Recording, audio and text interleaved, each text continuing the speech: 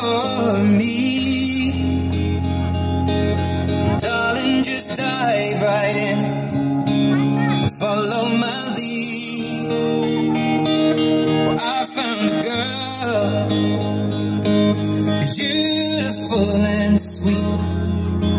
Well, I never knew you were the someone waiting for me. 'Cause we were just kids when we fell in love, not knowing what it was. I will not give you up this time. Darling, just kiss me slow. Your heart is all I own, and in your eyes you're holding mine. Baby, I'm dancing in the dark with you between my arms, barefoot on the grass, listening to our favorite song. When you said you looked a mess, I whispered underneath, darling, you look perfect tonight. Stronger than anyone I know, she shares my dreams. I hope that someday I'll share her home. I found a love to carry more than just a secret. मेरी बुहारी लाई मैं गरौला घरको काम हे काम ओरे मेरो प्यारो उसकी प्यारी हो मैं गरौला घरको काम छाम हे छाम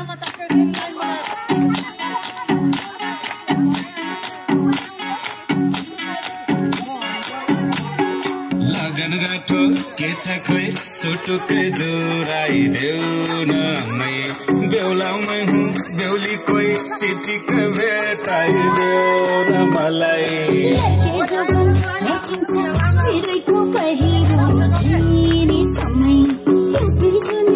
इच्छा छ डोलीमा चढ्ने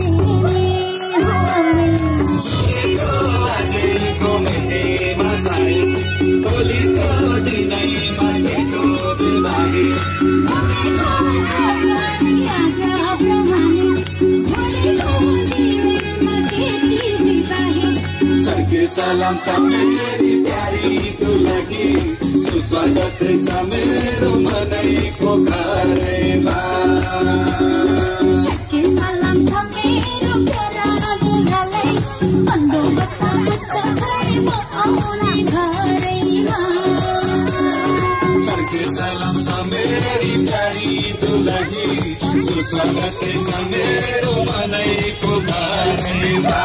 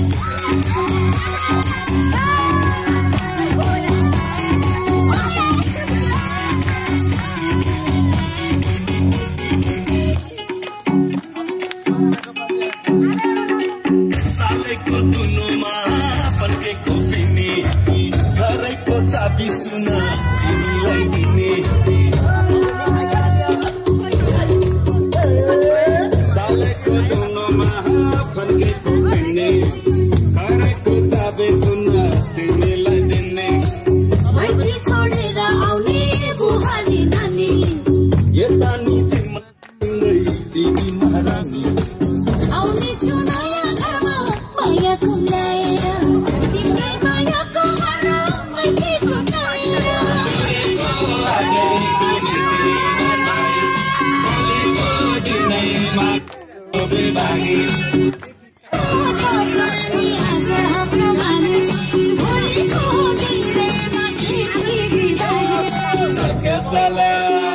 Chake salam sami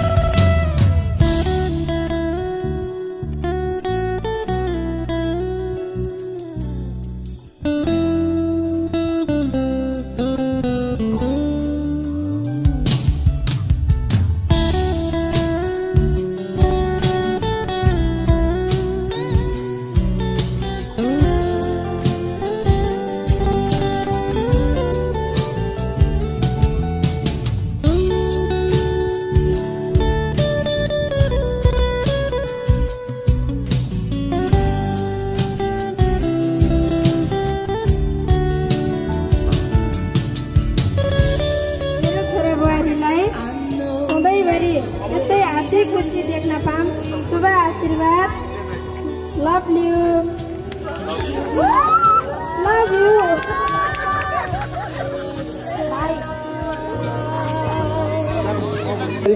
बाबालाई यथार्थ मेरो मामालाई म यो माइक दिँदैछु र मामाले आफ्नो मनदेखि आफ्नो छोरा बुहारीको लागि के आउँछ उहाँले के भन्नुहुन्छ?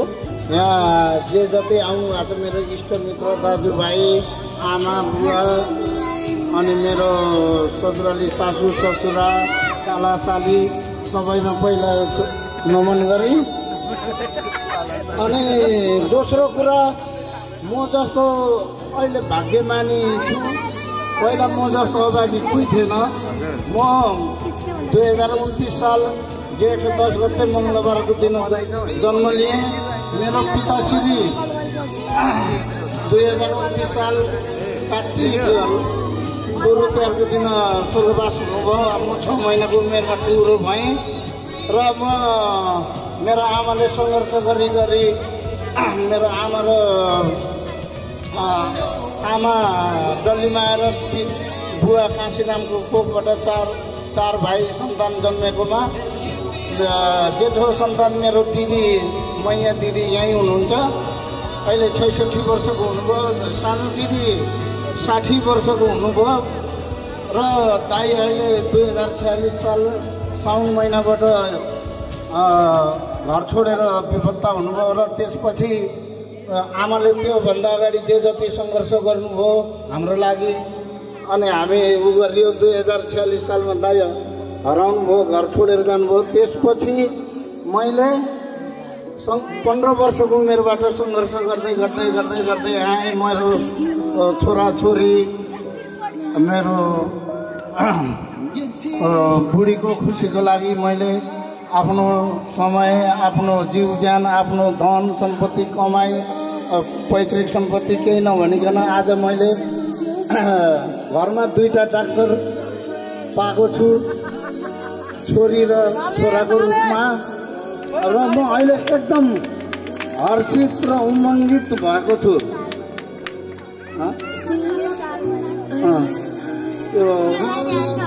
मबाट मेरो अब त्यो भयो सक्यो छोडिदिनु ल यही भन्न चाहन्छु।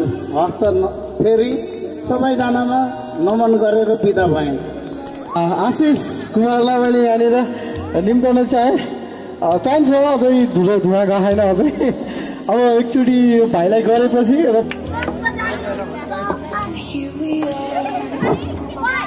म आउँदाखेरि त ताली बजाउनु नि यार सबै।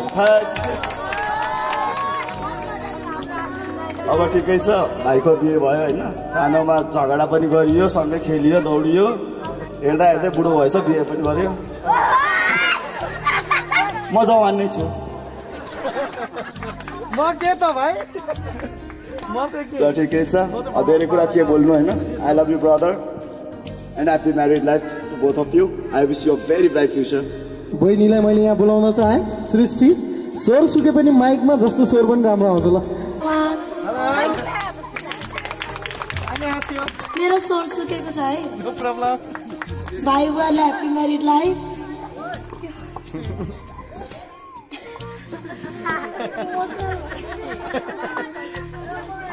ले हल्का इमोसनल हुन पर्यो नि। पर्यो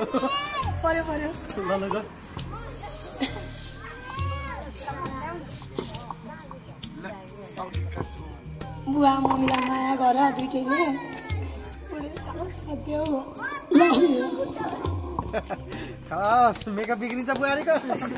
मेरो भाइ बुहारी आज जति पनि मेरो मामाले माइजूले आज माइजू नै नभएको भए सायद यहाँसम्म मेरो भाइ बहिनीहरू पुग्ने पनि थिएन। र जति मामाले मैले थाहा भएको अनुसार अघि 15 वर्षबाट भन्नुभयो 7 वर्षबाट मेरो आमाले उहाँलाई पनि हेर्नुभयो र 15 वर्ष पुगेपछि जागिर गराउने एउटा काबिल बनाइदिनु भयो।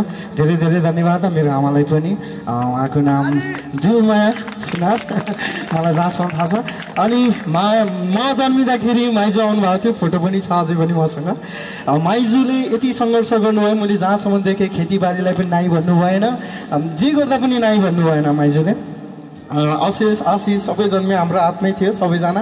माइजूले यति मिहिनेत गरेर मामाले कमाएको सम्पत्तिहरूलाई माइजूले जगाना गरी राखी आज मेरो भाइ डक्टर, मेरो बहिनी जापान, मेरो भाइ एउटा YouTuber. I am so proud of you guys है। साथमा एउटा अर्को थपिनु भएको छ हाम्रो बुहारी, डाक्टरी बुहारी।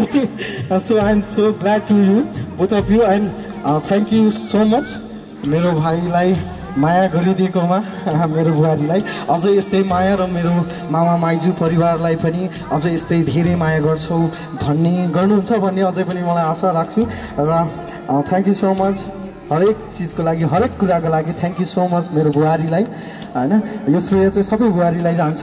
हामीले जति मिहिनेत गरे दुःख गरे पनि मेरो बुहारीलाई नै जान्छ।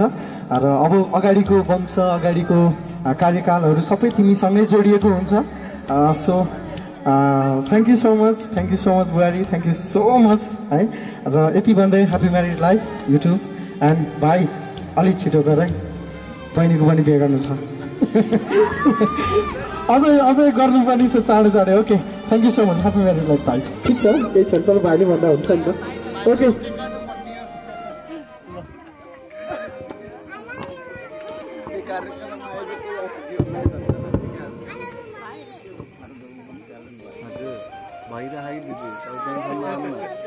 बाबु नानुहरू सबैजना यता छ।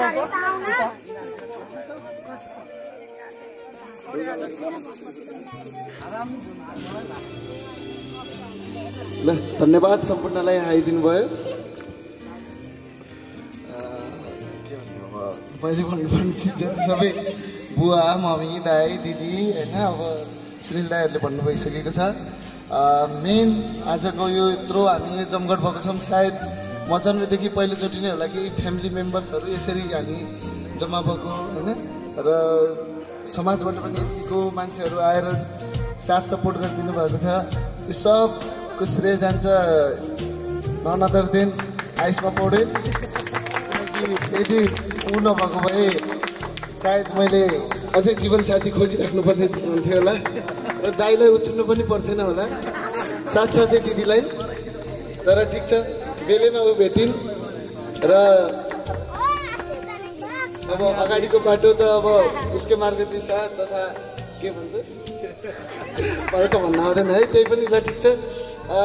उसले उसको कारणले गर्दा यति हामी परिवार सब एकजुट भएको छौँ। यसरी नै आशा छ अब परिवार सबैले पनि उसलाई त्यसरी नै माया गर्नुहुनेछ, किनकि बाहिरबाट आएको चेली हो ऊ। अब यहाँ नयाँ घर, नयाँ परिवेशमा हामी सबैले त्यसरी नै माया गर्नेछौँ र उसले पनि आफ्नो दायित्व या आफ्नो जिम्मेवारी पुरा गर्नेछिन् भन्ने एकदम के भन्छ आशा राख्दछु।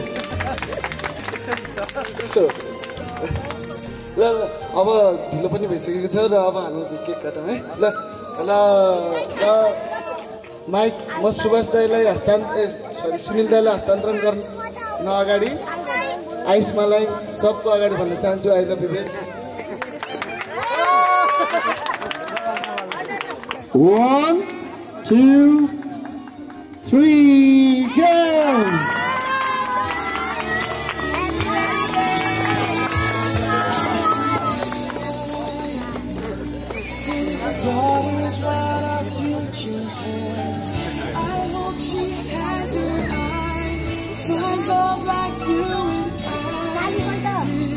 ताली ताली दिनु पर्यो के, ताली अलिक चिच्याउनु पर्यो, हल्ला गर्नु पर्यो।